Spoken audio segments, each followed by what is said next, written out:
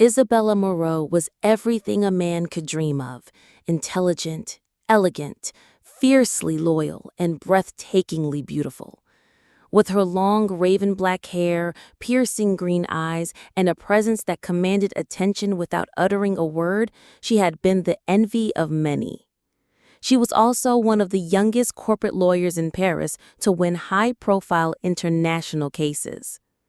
Her husband, Alexander Devereux, was the CEO of a luxury conglomerate and heir to an old money dynasty.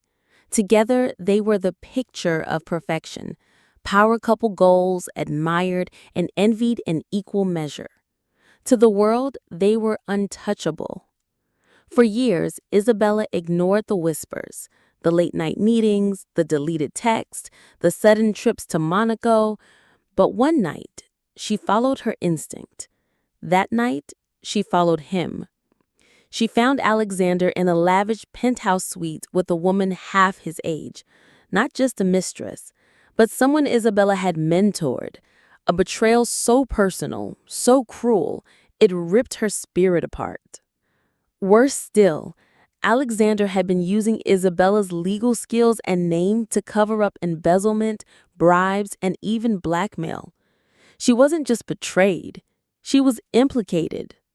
He left her, coldly, publicly, and took everything. But Isabella didn't fall. She transformed. Isabella disappeared from the public eye. For 2 years, there was silence. In that time, she trained, not just her body, but her mind. She learned cyber forensics, hired elite private investigators, traveled under false names, forged connections in global finance and high-level espionage networks. She rebranded herself as Ember in the digital underground, a ghost who exposed corporate corruption and buried political tyrants. And her first mission? Alexander. It started with small tremors. An anonymous whistleblower exposed tax evasion in Devereux's holding companies. Government raids swept through his Italian vineyards and offshore accounts. His allies, from fashion moguls to corrupt politicians, began to fall like dominoes. Isabella played him like a violin, pretending to reconcile through mutual acquaintances while secretly feeding intelligence to global watchdogs. Then, the ultimate play. She forged a fake investment proposal using Alexander's own offshore contacts. He bit, thinking it was a chance to bounce back.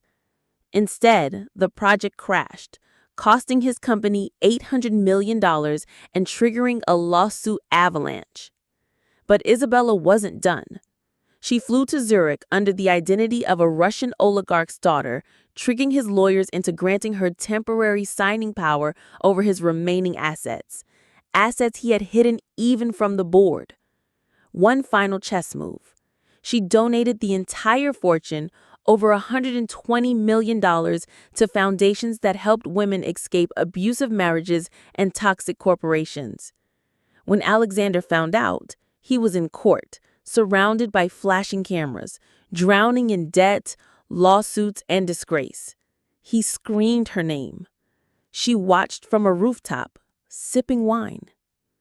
One night, Alexander, now a shell of the man he once was, found Isabella alone in the jazz bar, the same one where he had proposed years ago. He begged, "Why? After everything, why go this far?" She smiled coldly, voice like silk on fire. "You broke a woman who gave you everything. You destroyed your own queen. You thought I'd cry? Darling, I rebuilt the board." Now, a legendary figure in legal and activist circles, Isabella uses her new identity, the Ember Queen, to dismantle corrupt dynasties one empire at a time. Every time a powerful man mocks a woman's intelligence, another empire falls. Her name is whispered in boardrooms like a myth. But for those who know her true story, she's not a myth. She's a storm. Isabella Moreau, once a betrayed wife, now a living myth known as the Ember Queen, had brought down the empire of Alexander Devereux. In the public eye, he was nothing more than a cautionary tale. A man undone by pride, destroyed by the very woman he underestimated. But revenge, like fire, doesn't always burn clean. Isabella had left behind more than scorched earth. She left behind a son. Damien Devereaux, 18 years old, elite boarding school graduate, born into legacy, but raised in shadows. After Isabella vanished from Alexander's life, she had left Damien with her trusted sister, making a cruel, impossible choice: safety over love. She thought it would protect him, but Damien was not safe. Alexander, obsessed with reclaiming his legacy, poisoned his son with half-truths. "Your mother destroyed us. She's the reason you'll never have your inheritance. She abandoned you for power. She doesn't care." By the time Damien turned 21, he believed it all. With a cold, analytical mind and inherited brilliance from both parents, he built a small empire in biotech and digital surveillance. And his only goal? Find the Ember Queen. End her. Isabella had moved on, or tried to.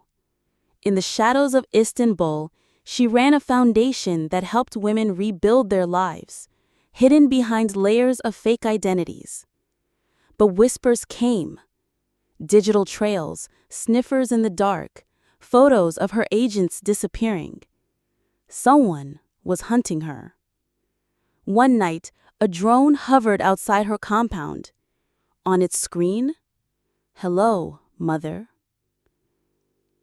For the first time in years, Isabella felt fear, not of death, but of failing the one thing she never wanted to destroy: her own blood. She tried to reach out, letters, videos, truth.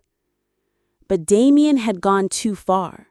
He didn't just want her gone, he wanted to take everything she built and turn it into a new empire of control.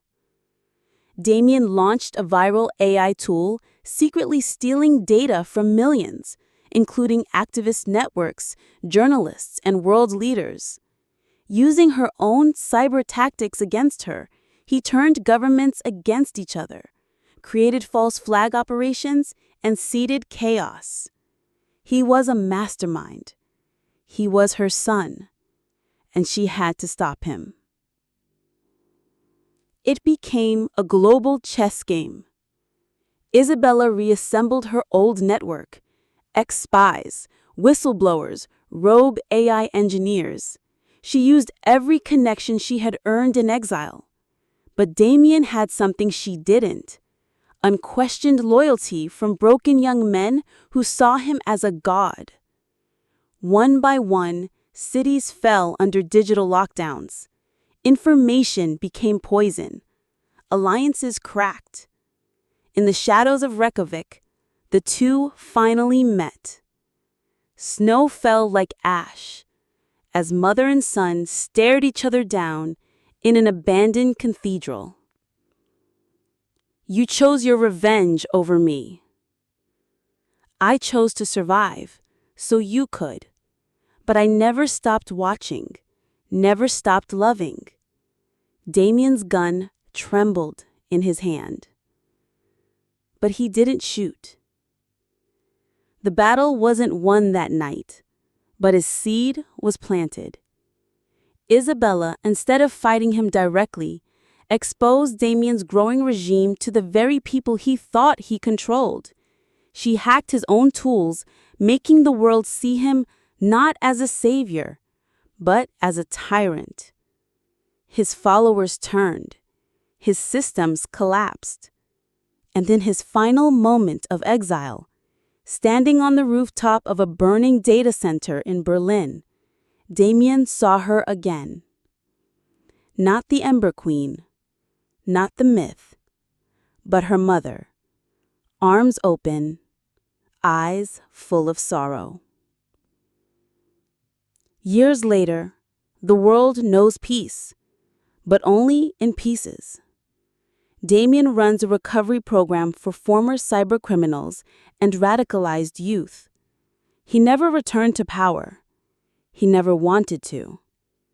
Isabella lives in Morocco now, still a ghost, still powerful, but quieter. They meet once a year. No titles, no blame. Just a mother and her son. A story that began with fire, now burns with light.